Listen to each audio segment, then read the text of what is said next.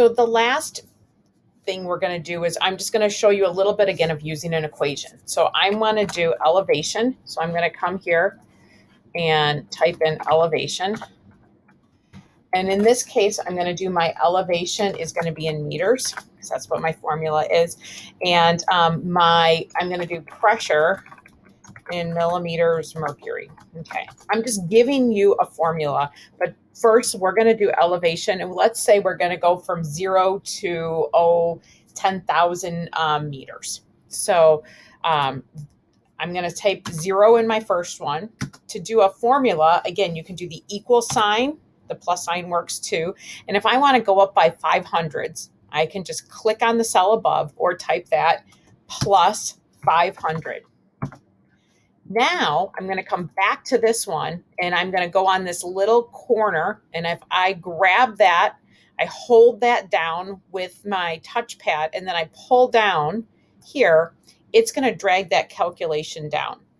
If you look, if I click on 6,000 here, notice it doesn't say 6,000 up above. It shows me that formula, but that was a very quick way. It's like, oh, I need a few more. So I'm going to go back here. I'm going to drag that down. And now I'm at 10,000. So a very simple way rather than typing in all those numbers, especially if it's like a uniform amount. In fact, I know that you know that elevation is also kilometers. And so kilometers is, there's 1,000 meters in a kilometer. So we could go ahead and insert another point here. So or insert a column. So I'm going to click here on B. I'm going to go to insert column to the left. And now it inserted a column there. And I'm going to say elevation in kilometers. So now to convert meters to kilometers, I'm going to hit equal sign. And there's 1,000 meters in a kilometer. So I'm going to divide by 1,000. So 0, notice 0 divided by 1,000 is still 0. But notice this is the really cool thing. It suggests an autofill here. It says, we think you want to do that for all of these. And so I need to always do a logic check on my own to make sure it's calculating and doing things correctly. So 10,000 meters, 10,000 divided by 1,000 should be 10. My very bottom one, 10,000 is 10 kilometers. So that makes sense. So I'm just going to click that, the check mark, do it. And now it's done that calculation for me. So this is where spreadsheets start becoming very powerful. Rather than having to do a whole bunch of tedious entering of data, you can start processing lots of data. This is how I do my credit card bills. I download them as a CSV file, it's called. It's or it will download them into spreadsheets, and then I can itemize things. Is it a household expense? Is it groceries? Is it eating out? Is it utilities? And then I know where our spending's at. And this is one of the things we use for budgeting in our family, a very, very powerful thing. And it's really because of spreadsheets makes it so much faster. So using that and using some of the formulas. The last thing I want to show you is a formula using like a function formula. And so I'm going to pause the video for 1 second here. So the formula I'm going to have you input is this formula. It's actually going to give us data that's a little bit higher than what you normally observe. And in fact, my source where I got this from, I will actually drag it over so you can see here. The source where I got this equation from is right here. Pressure is given in millimeters of mercury, and the height is above sea level in meters. Okay. But it does say here, the barometric formula often used for estimating air pressure under different conditions, although it gives slightly higher values compared to the real one. So slightly higher values I'm going to expect for this. So now what I'm going to do is I'm going to insert this formula here. So I insert the formula. To say it's a formula, I don't say P equals. I'm just going to enter equals. An equal sign says this is not words. This is a formula. And then I'm going to type the number 760. The time sign is like the star, so you can do a shift 8 or just if you have a number pad, the star. Okay.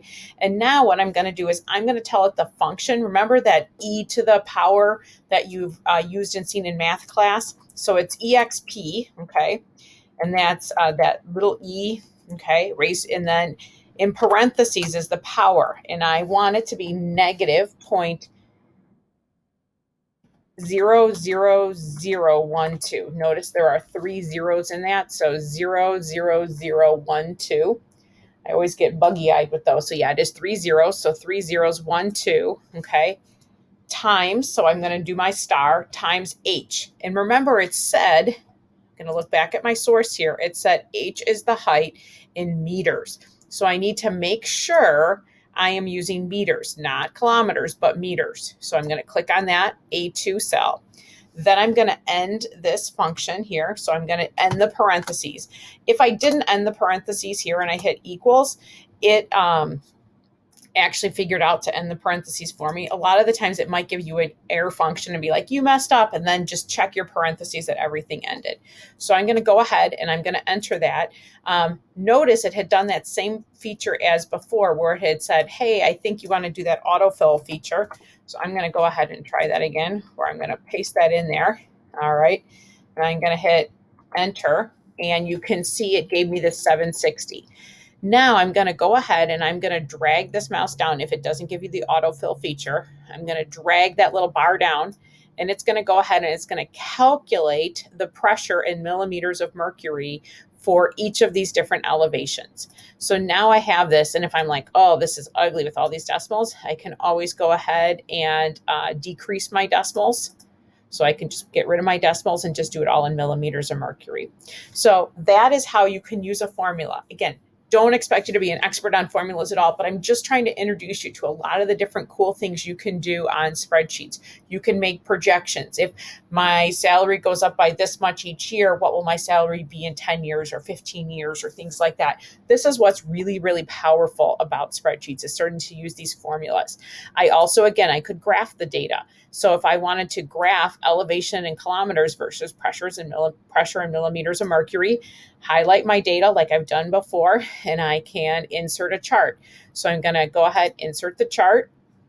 And it did, remember, it tends to do whatever's in this left column on the x-axis. So it's did elevation here, pressure over here, and you can see how it's kind of doing this curve going down.